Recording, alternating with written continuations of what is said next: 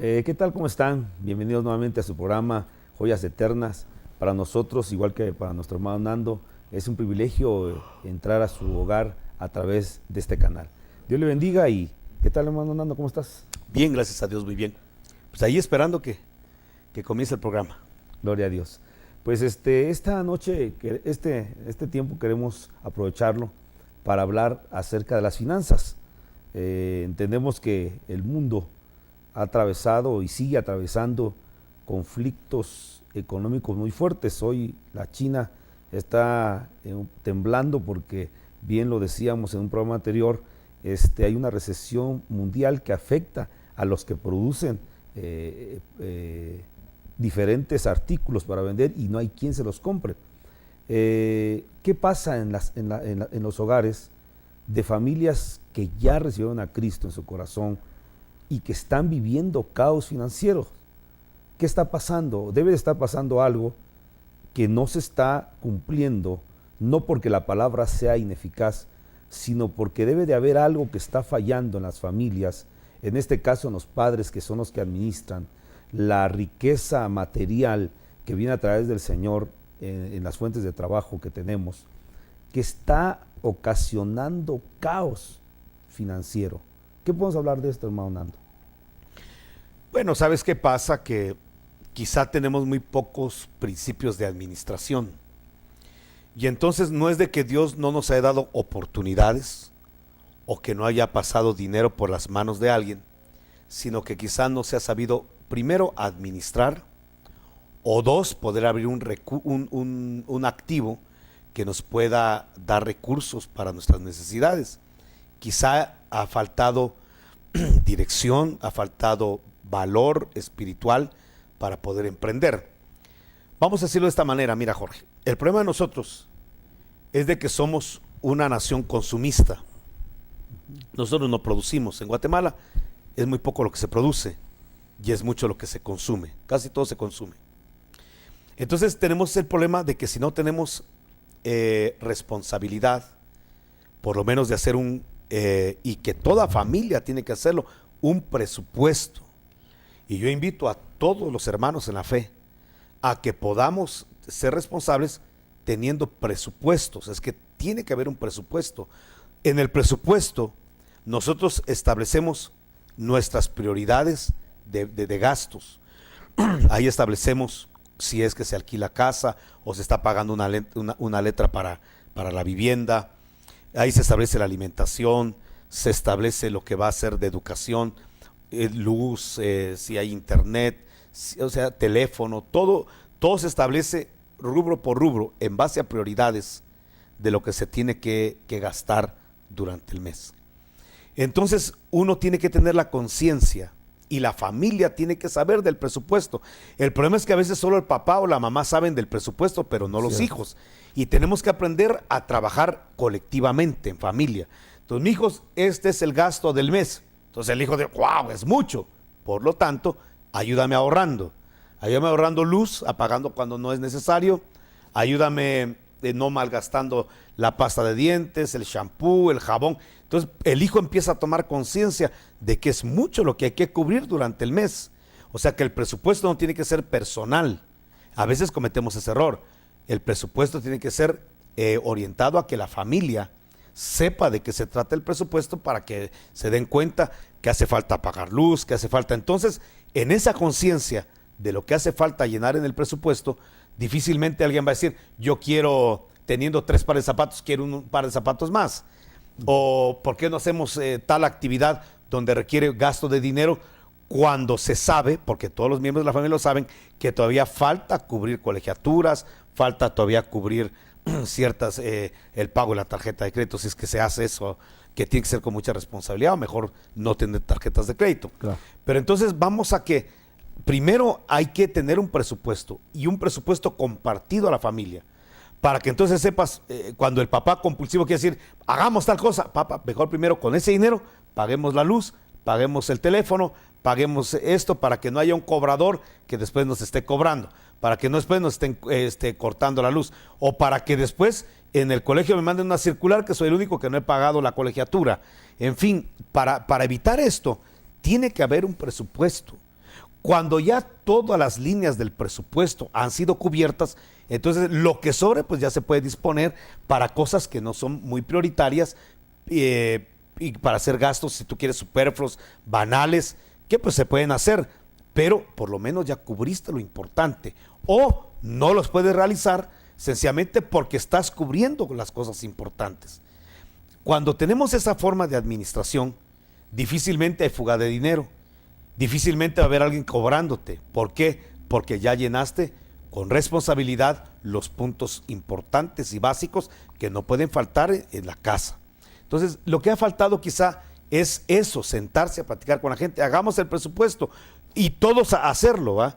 Y compartirlo para que ya los hijos sepan que tienen que ser colaboradores solo con ahorrar agua, con ahorrar luz, peor si es de Oxa, solo con ahorrar luz. Ya la familia tiene mucha bendición. Solo con que las cosas no se desperdicien, con que la comida no se desperdicie, ya solo con eso el hijo está ayudando sin trabajar a que el presupuesto se cumpla y se llene cuanto antes, ¿verdad? Entonces mi primer consejo es presupuesto a todas las familias y un presupuesto compartido a todos para que a nadie se le ocurra la brillante idea de gastar cuando todavía hay compromisos serios que cubrir, ¿verdad? Qué interesante, ¿verdad? Qué importante tomar como... Ahora, perdón, la base bíblica, porque a veces siempre nos marcan que la base bíblica, Jesús dijo, nadie se sienta, pero nadie construye una torre si primero no se sienta a hacer cálculos para ver si le alcanza para terminar la torre. No vaya a ser que la pueda iniciar y al no tener cómo terminarla, quede para hacer la vergüenza de la gente. Eso lo dijo el autor de la fe. El autor y el consumador de la fe es Jesucristo. Porque hay gente que dice, no, esa es falta de fe. Usted métase y Dios bendito le va a ayudar a pagar. Eso no es así. Jesús dijo que primero nos sentemos. Hagamos cálculos matemáticos reales, no fe, reales, de lo que percibimos, de lo que gastamos, para ver si tenemos para terminar lo que vamos a iniciar, el proyecto que vamos a iniciar, o realmente lo que vamos a gastar. Y eso se llama presupuesto. Eso se llama suponer antes de ejecutar las cosas, ¿verdad? Claro que sí. Gloria a Dios, qué bonita aclaración. Hermano Nando, dentro del, como estamos queriendo que nuestros amigos televidentes tengan un concepto más claro de lo que dice la palabra, en la palabra encontramos secretos de prosperidad, aparte de lo que tú acabas de mencionar, que hay que hacer un presupuesto y que nos sentemos primero antes de hacer algo, incluso de iniciar un matrimonio. Los que se van a casar deberían de hacer primero un presupuesto si realmente ya puede el joven que quiere ser ya meterse a un compromiso de ser esposo, de cubrir todas las necesidades que hay en una casa. ¿Habrá alguna indicación en la palabra, secretos de bendición financiera? Porque se ha hablado mucho de pactos, se habla mucho de esto, pero ¿habrá algo claro, específico, de cómo un creyente puede ser próspero aún en tiempos de adversidad como los que hoy vivimos? Porque hay hoy una situación financiera tremenda mundial, pero ¿hay algo que nos pueda dar como luz para ser prósperos nosotros los cristianos en este tiempo? Mira, Jorge, yo solamente quiero aclararte algo, porque hablaste del Dios de pactos, y la verdad es que Dios es un Dios de pactos. En eso hay verdad. Pero Dios es Dios de 7 pactos. Leamos la Biblia y Dios solamente ha hecho 7 pactos en toda la historia de la humanidad. Y ahorita estamos en el 7º pacto, que es el pacto eterno. Si es pacto eterno, no va a haber otro. Y en este pacto eterno, que se llama el nuevo pacto en la sangre de Cristo, estamos garantizados los cristianos de que vamos a ser bendecidos y vamos a ser prosperados. Ahora, lo que sí es cierto es cuando la gente, los predicadores han manipulado, los comerciantes de la fe, y que vale la pena pues en este espacio poder aclarar que así como hay pastores comerciantes de la fe, así habemos personas responsables que nosotros estamos en el ministerio por vocación, por llamamiento, estamos aquí por predestinación y no estamos porque estemos detrás del bolsillo de ninguna persona. Amén. Ni estamos queriendo enriquecernos, ni queriendo prosperar a costa de un salario que no sea el que nos corresponde. Cuando yo te digo esto, te lo digo ¿por qué razón? Porque se ha manipulado el hecho de que Dios es un Dios de pactos, para decirle a la gente que la gente, para poder adquirir algo de Dios, tiene que colocar en un sobre una ofrenda especial que se le llama una ofrenda pacto. Esta ofrenda se le pone en la parte del reverso o el frente del sobre, que es la petición que la gente quiere, que puede ser un viaje, el pago de una deuda, la conversión de un familiar. Son cosas piadosas, ¿no? Incluso hasta banales, que el vestido que me gustó, el carro que quiero, abrir una empresa. Entonces la gente te manipula y te dice, bueno, si tú realmente quieres que tu sueño, como tener un carro, una casa, un viaje, la conversión de un familiar, la sanidad de alguien, se ejecute, entonces Dios quiere que le compres, es prácticamente en estas palabras, que le compres el milagro. Da en un sobre una ofrenda especial, dásela a Dios, y Dios, como es un Dios de pacto, va a ver que tú estás haciendo un pacto donde tú le das una ofrenda a cambio de lo que quieres, y entonces Dios te lo va a otorgar, porque Dios es un Dios de pactos. Esa doctrina es diabólica, satánica, y es la forma como mucho predicador se está por la fe aprovechando y manipulando a la gente. Realmente mi deber es decir la verdad. Yo soy un predicador de verdades, es decir, del evangelio. Amén. Y tengo que decir que esa doctrina es diabólica y satánica. ¿Cómo vas a comprarle a Dios la sanidad de una persona cuando la Biblia dice que Jesús gritó en la cruz del Calvario, consumado es? Y si se consumó, está totalmente pagado el rescate de la salvación del hombre.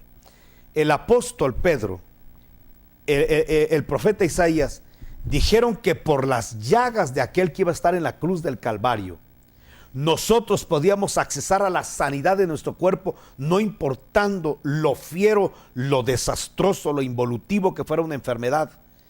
El poder de las llagas de Jesucristo, el que Él se haya enfermado en la cruz del Calvario y lo hayan lastimado, iba a servir para que por sus llagas, por sus heridas, aleluya, por el maltrato, por su enfermedad, nosotros ahora podamos ser sanados. Entonces tú no necesitas comprarle a Dios tu sanidad con una ofrenda especial si Él ya lo pagó todo. La sanidad está totalmente pagada. ¿Qué es lo que la gente tiene que hacer? Creer en esa palabra, hacer efectivo en la sustitución que Jesús hizo. Se enfermó para que tú sanaras. Aprovechalo. ¿Cómo? Por la fe. Invoca su palabra, créelo, vive lo que el Señor ya vivió en la cruz del Calvario. Él se enfermó para que tú seas sanado. Entonces, lo que un predicador tiene que predicar es esto, que Él tiene el recurso y el poder para sanarte, y que no necesitas darle a Dios ni un solo centavo para tu sanidad, porque Él ya lo pagó totalmente todo. Número 2, tú no puedes pagarle a Dios para que se convierta a un familiar que está viviendo mal o que tú quieres que se salve. A Dios con dinero. No le puedes pagar a Dios la salvación de alguien, porque la salvación ya está pagada. Jesús lo pagó todo. Decir que yo con mi dinero, con un pacto financiero, voy a propiciar que Dios me dé un viaje, que me dé sanidad, que se convierta en una persona, estoy diciendo que el sacrificio de Jesús no está completo. Y es la gran herejía que están predicando los predicadores de los pactos, de esta doctrina de los pactos. Amén. Porque si algo ya está completo, es el sacrificio del Señor Jesucristo, que me salva primeramente del infierno, aleluya, que sana mi alma, que sana mi cuerpo, que puedo interceder por la salvación de la gente que amo y se puede salvar sin necesidad de yo poner ni un recurso, ni un solo centavo, porque para esto apareció el Hijo del Hombre, para deshacer las obras del diablo. Amén. No para que yo me vuelva un corredentor con Él, un cosanador con Él, porque ahora resulta que Jesús sana por su poder y porque yo puse mi ofrenda especial. Ahora somos corredentores, ahora somos cosalvadores, ahora somos todo, ¿no? Mire, es una doctrina espantosa. Entonces ahí es donde mucha gente se ha visto frustrada, porque cree que hay algo mágico en dar una ofrenda especial para recibir. Y alguien dirá, hermano, pero a mí me resultó de una ofrenda y Dios me dio, porque eso suele suceder. Ahora, voy a explicar por qué eso suele suceder. Hay un principio bíblico que dice que nosotros tenemos que dar para recibir, y es un principio del reino de los cielos. Amén. Ese es un por qué. Ahora voy a explicar por qué. Porque Dios es Dios de pacto, falso. Porque Dios necesita mi dinero, totalmente falso. ¿Por qué Dios nos permite recibir más cuando damos, porque nos están guardando de la idolatría, de la avaricia. Es por eso. Los hombres, te voy a decir esto, no los hombres solamente, sino que los seres celestes que se han corrompido por avaricia, por orgullo, por jactancia y prepotencia. Mira, si nosotros revisáramos cómo es que el diablo, cuando era Luzbel, cayó, la Biblia dice que por causa de la multiplicación de sus contrataciones, el éxito de su empresa es lo que lo llevó al caos. Si tú ves cómo es que la gente cae y por qué la gente se olvida de Dios, es porque lamentablemente cuando le va bien, la gente suele apartarse de Dios. Entonces, ¿qué es lo que Dios está haciendo? Para que la prosperidad que Dios te está dando no te cause daño, para que no te vuelvas en un idólatra del dinero, de tu trabajo, de tu empresa. Entonces Dios prueba tu corazón y te pone un termómetro. Primero, dame a mí el diezmo, que es lo que es lo mío, mi parte que me corresponde. Y 2, ofrenda. Y de acuerdo a la cantidad que tú ofrendes, es decir, que te desprendas, de esa manera vas a ser prosperado. ¿Por qué? Porque la cantidad trae aumento de dinero. No se entienda así, sino porque le estás diciendo a Dios, mi corazón no está, mi confianza no está puesta en el negocio, mi confianza no está puesta en la empresa, no está puesta en mi salario, mi confianza está puesta en ti, y por eso te lo pruebo, doy más y doy más, pero no es porque la cantidad en sí atraiga más cantidad, sino porque el despojo, oye lo que te digo, de la idolatría, de la confianza en lo que tienes, eso es lo que establece que Dios te dé más, porque le estás demostrando a Dios que tú no amas al dinero, que no amas tu trabajo, y que a pesar de lo que recibes, tu confianza siempre está en Dios. Esa es la razón por la cual el apóstol estableció que a más ofrenda, más bendición, a menos ofrenda, menos bendición. No es porque la cantidad determine algo, sino porque lo que determina es que la gente está diciendo, Dios, confío en ti y no en mis recursos. Y eso es donde Dios se agrada, para dar más y dar más y dar más, porque sabe que su oveja no va a caer en la tentación de adorar el becerro de oro, sabe que su oveja no va a caer en la tentación de idolatrar su trabajo y decir gracias a mi trabajo, gracias a mis habilidades, sino que siempre va a decir gracias a mi Señor, gracias a mi Padre, gracias a mi proveedor, y entonces toda la gloria va a ser desencadenada para Dios. No sé si me explico. Amén. Como sabemos que Dios es un Dios de orden y un Dios que enseña a través de su palabra. De repente oímos a hermanos que dicen, mi pastor dijo, y no está mal eso. De hecho, mucho de lo que nosotros hemos aprendido es a través de los ministerios, en este caso hermano Nando, como en este caso. Pero a veces nosotros estamos muy acostumbrados, o se está muy acostumbrado, a decir lo que otro dice. Y se nos olvida que el fundamento de nuestro quehacer de todos los días debe de estar basado en la palabra. Si habláramos acerca del diezmo, alguien puede pensar, y han pensado muchos, y que de hecho no lo hacen por eso, porque piensan que el diezmo enriquece a los ministros. Ahora, yo pienso, este es mi concepto por la palabra, yo voy a obedecer la palabra.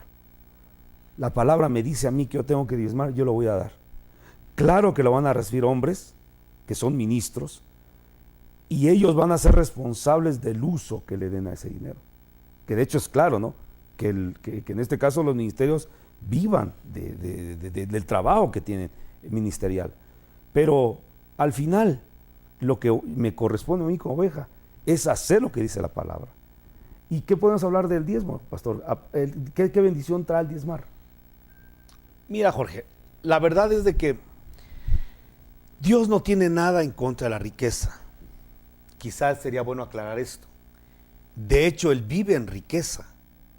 Amén. Los que han visitado el cielo, como Juan en Apocalipsis, como Ezequiel, no nos muestran que Dios está sentado en un banquito de madera porque Él es humilde. No nos hablan de que la ropa y la vestidura del Señor es de paca porque Dios es sencillo. No, nos hablan de la ropa majestuosa de Dios, de la habitat que Él tiene. Dios mío, esto es impresionante. Y de hecho lo que nos ofrece en el reino eterno es vivir en una ciudad que es de piedras preciosas. Entonces, Dios no tiene nada contra la opulencia ni nada contra la riqueza. Por lo tanto, no tiene nada en contra de que alguien prospere, de que alguien se enriquezca, de que hayan pastores que tengan buenos recursos financieros. Dios no tiene nada en contra de eso.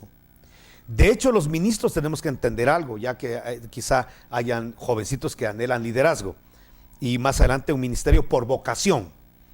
Quiero decirte que Dios en la Biblia estableció que hubiera gente que va a estar va a tener bajo su cobertura a millares, otros va a tener centenas, otros va a tener decenas y otros va a tener equipos de unidades. Eso lo establece la Biblia. Entonces, ¿qué pasa? De repente Dios hace lo mismo en los ministerios y levanta ministros que van a tener, por más que se esfuercen, por más que tengan métodos de crecimiento, no va a pasar de ser ministro de decenas o de centenas o de millares o de 10 millares. Dios a cada uno nos pone una medida. ¿Por qué? Porque Él es soberano y hace como quiere. Amén. Y yo lo digo de esta manera, pues se le da la gana y punto. Él es el dueño de la mies y de la obra. Amén. Si Él quiere que yo sea un militar sobre 10,000, qué bueno. Va a ser sobre decenas, también qué bueno. Eso es lo que el privilegio de que yo sea un general de su división. Ya con eso yo debería de pagarle a Él.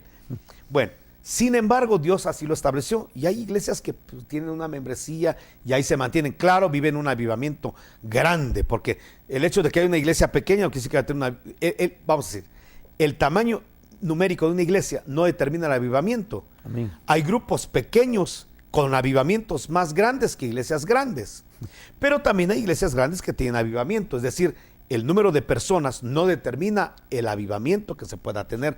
Cuando hablo de avivamiento, hablo de la visitación del Espíritu Santo, del trabajo que se hace en su obra, de la preparación para su venida.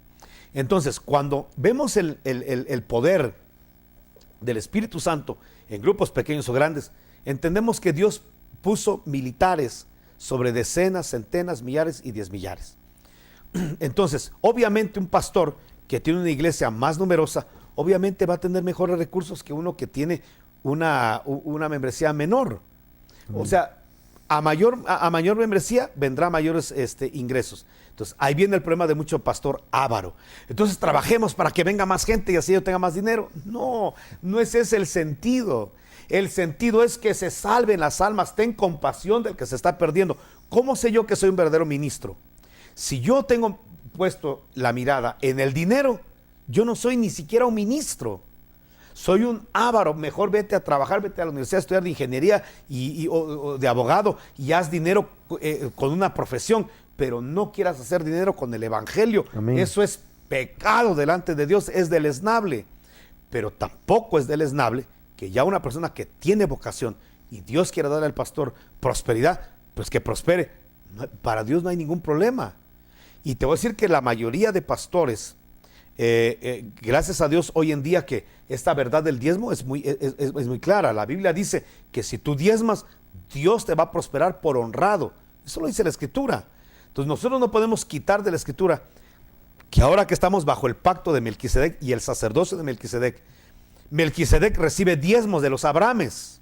Amén. Y los hijos de Abraham, las obras de Abraham hacemos. Amén. Entonces el diezmo está muy bien claro en la Biblia, no a la manera de Leví, sino el diezmo está bien justificado a la manera de Melquisedec, porque ya no estamos diezmando bajo el pacto de Leví, del antiguo pacto, sino bajo el imperio del sumo sacerdote Melquisedec. Melquisedec recibe diezmos de Abraham. Y entonces ahí está claro que los hijos de Abraham, las obras de Abraham hacemos, diezmamos a los sacerdotes de Melquisedec. Entonces, el diezmo está claro. Dios te bendice cuando tú diezmas, sí, porque te abre las ventanas de los cielos, porque te reprende al devorador, por muchas razones. Sí, claro que hay que diezmar, claro que hay que ofrendar. Desde luego, Dios nunca le impone nada a nadie. Dios no te impone ni que leas su palabra, no te impone ni que platiques con Él en oración. Mucho menos te va a imponer el diezmo o la ofrenda. Sencillamente, tú eres el beneficiado si lo haces, o eres el perjudicado si no lo haces, porque en Dios las cosas no se hacen por coerción, no se hacen por fuerza, se hacen por amor. Amén. Volvemos al tema de esta semana. La iglesia que se va en el arrebatamiento es una iglesia que ama a Dios, que ama su palabra, que ama sus principios, que obedece por amor, no por temor. Entonces, si alguna persona tenía duda, no sé, viene tu pregunta, pero si alguna persona tenía duda del diezmo, está bien justificado en la Biblia diezmar y las consecuencias de bendición que traen diezmar. Desde luego, es triste que alguien diezme por interés. Alguien tiene que diezmar por amor. Amén. Abraham no diezmó por interés, Abraham diezmó por amor. Jacob fue el que quiso diezmar por interés. Si me bendices te doy, ese sí es interesado. Y en Moisés fue por obligación. Diezma porque si no maldito eres. No, ahora es como Abraham. Voy a diezmar, voy a ofrendar, voy a dar mis recursos al sacerdote Melquisedec, sencillamente porque amo a Dios. Ese es el principio. Gloria a ¿Se nos fue el Dios. tiempo? Gloria a Dios. Yo pensé que estamos empezando, ¿va? El tiempo pasa así y creo que es una bendición que tú, hermano, que estás viéndonos en tu casa, podamos comprender juntos el secreto de bendición que hay en el diezmar, en el ofrendar. Claro, esto involucra otras cosas, de servicio, en entregarnos, en buscar al Señor. Yo creo que este es un buen tiempo, a pesar de que está viviendo nuestro país en el cual vivimos, una situación difícil como el resto del mundo, que podamos por la fe saber que Dios nunca nos va a dejar, nunca nos va a desamparar. Y aunque pasemos etapas difíciles en nuestra economía, debemos de terminar descansando que el Señor nunca nos va a dejar, ni nos va a desamparar, ni en lo espiritual, ni en nuestra familia, ni en lo económico, que al final son las añadiduras. La palabra es clara donde dice que busquemos primeramente el reino de Dios y su justicia, y todo lo demás vendrá como añadidura. Ojalá que si tú tienes algún problema en tu casa, si estás viviendo alguna situación difícil, el Señor, a través de esta palabra que has oído, traiga bendición, te anime a hacer las cosas correctas como está establecido en ella. Así que Dios te bendiga, qué bueno que estuvimos juntos esta semana. Ojalá que la próxima no te pierdas de tu programa Joyas Eternas. Que Dios te bendiga y nos vemos. Adiós.